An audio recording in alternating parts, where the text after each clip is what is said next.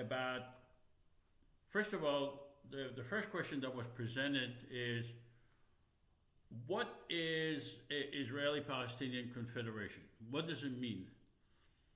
It really, different people see it differently. The way I see it, the way it is written in the Constitution, that you can read at ipconfederation.org, it's a common government for the people of Israel and Palestine together. So it doesn't mean one state. It means a common government. So this is how it will work. First of all, I do not see dismantling the Israeli government or the Palestinian governments. They are the governments. The Israeli government is the government of the Israeli people. The Palestinian government is the government of the Palestinian people. But since the people live together, the Israelis and the Palestinians people live together, since the Israeli government and the Palestinian government failed to make peace, I am proposing the creation of a common government for both of them for the exclusive purpose to make peace. In other words, not to replace the Israeli government or the Palestinian government, but to work alongside, parallel to those governments, in order to make peace. And how would that work? First of all, how would that be created? It would be created by an election. The entire area of Israel, the West Bank, Gaza, and Jerusalem, 14 million people, will conduct an election. The election, in all likelihood, will be conducted over the internet. You know, the country of Estonia conducts election exclusively on the internet. So it's possible to create the election on the internet. It's not only possible, it's easy, relatively speaking. So the common government will have 3 branches, just like in any other secular democracy. The first branch will be the legislative branch, which will be a parliament, for a mutual parliament for the people of Israel and Palestine. It would be a mutual executive branch, which will be president and vice president, and it would be common judicial branch. So 3 branches, just like any other democracy. The only difference, or the only unique thing about this government, is that it would be created by the people, the Israeli and the Palestinian people together, not by their governments, but by the people. And it would be below the Israeli and the Palestinian government. What does it mean below? It means that once the common parliament passes legislation, then the government of Israel and the Palestinian government will have a veto power over that legislation. So once they pass the legislation, they will go to the Israeli and the Palestinian government and would say, hey, here, we passed legislation that is acceptable by the entire area, by the entire parliament, not entirely, but by the majority, based on the Constitution. And we think that the common parliament, passes very reasonable legislation, very good legislation for the people of Israel and Palestine. that would give them peace and prosperity. But we understand your sovereignty. We understand your power. We're not trying to undermine you. And therefore, we are giving you a veto power. A veto power over the legislation. If you veto the legislation, it's not going to pass. But if you do not veto it, then it's going to be the law. So,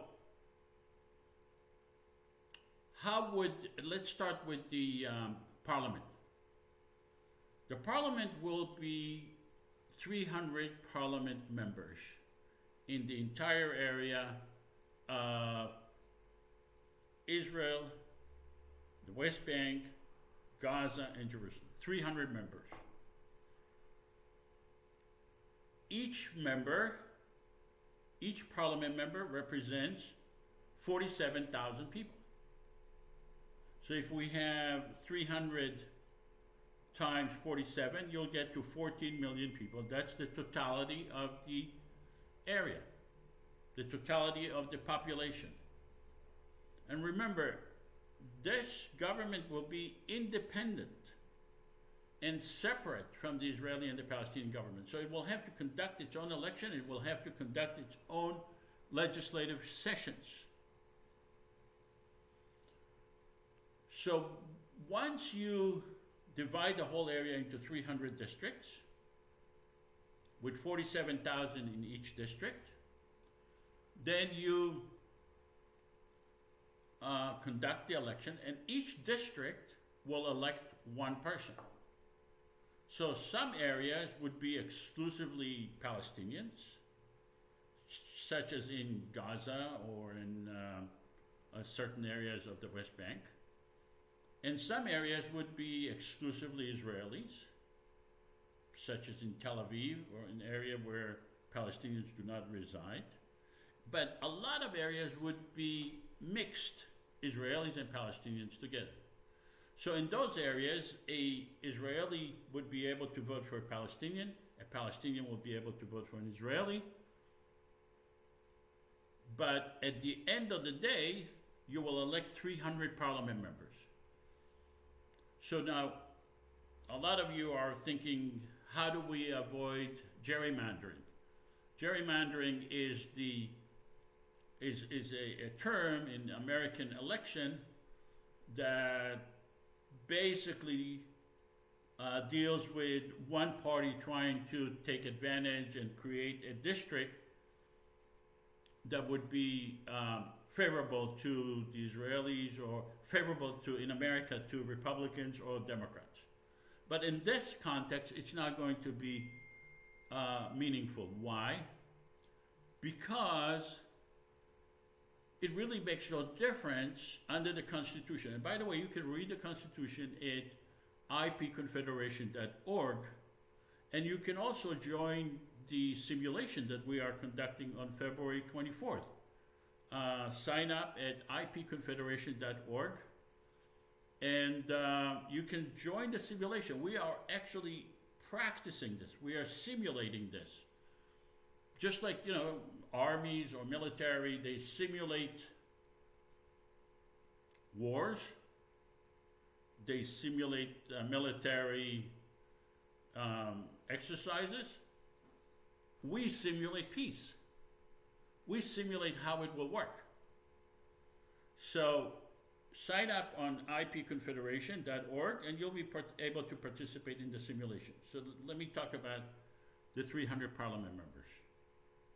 The 300 parliament members, in order for them to pass laws, you would need 55% of the Palestinian parliament members to vote yes on the legislation, and you would need 55% of the Israeli parliament members to vote yes on the legislation. This means that in order for the legislation to pass, you need a majority of the Israeli and the Palestinian parliament members to vote yes. That's the first hurdle. That's the first. And once they pass that legislation, you would go to the Israeli government and the Palestinian government and you say, hey, we passed legislation that is good, that gives security, and it gives prosperity to the people of Israel and Palestine. And we are offering you this legislation, and we give you the opportunity to veto it. If you decide to veto it, it's not going to pass. But if you decide not to veto it, it is going to pass, and it's going to be the law of the land.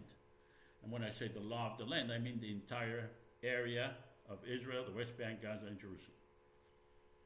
So what we are doing is exercising that. We are simulating that. So join the next simulation on February 24th. Sign up at ipconfederation.org. And it's very, very interesting simulation because we ask the people who participate, it's not compulsory. It's voluntarily. You can, if you decide that you do not want to be a parliament member or you do not want to take a role, that's fine. You can just observe. That's fine. But we ask as many people to voluntarily participate, and you can join as a Palestinian parliament member, Israeli parliament member. You can you can volunteer to act as Hamas leader, or Israeli prime minister, or Palestinian Authority president. And we exercise in this constitutional simulation in order to demonstrate how it will work. So sign up at ipconfederation.org, and you'll be invited. We'll send you a Zoom simulation. We will send you a password for the Zoom, and I hope that you join, because I think that you would find it very, very interesting. Even if you are a skeptic, a lot of people are skeptics. I personally love skeptics. Why? Because skeptics ask very, very good questions. And when they ask the questions in relation to this exercise, or in relation to this proposed government, we are able to show how the common government will work beautifully, how it will help make peace. And look, the purpose is to make peace. It's not to have a victory, because there is no victory possible between the Israelis and the Palestinians. We are talking about families, we're talking about human beings, we're not talking about soldiers fighting each other. We are talking about mothers, fathers, children on both sides that need to live in peace. And they need to live in democracy. So please join me in the next simulation at ipconfederation.org. And we'll see you on February 24th. By the way, the time for the simulation is it will be at 9 o'clock in the morning, Los Angeles times, 12 noon, New York times, 5 in the evening, London time, and 7 in the evening, Jerusalem time. So I hope to see you, and then you'll have an opportunity to participate, and you'll have an opportunity to criticize or praise. So thank you so much, and we'll see you.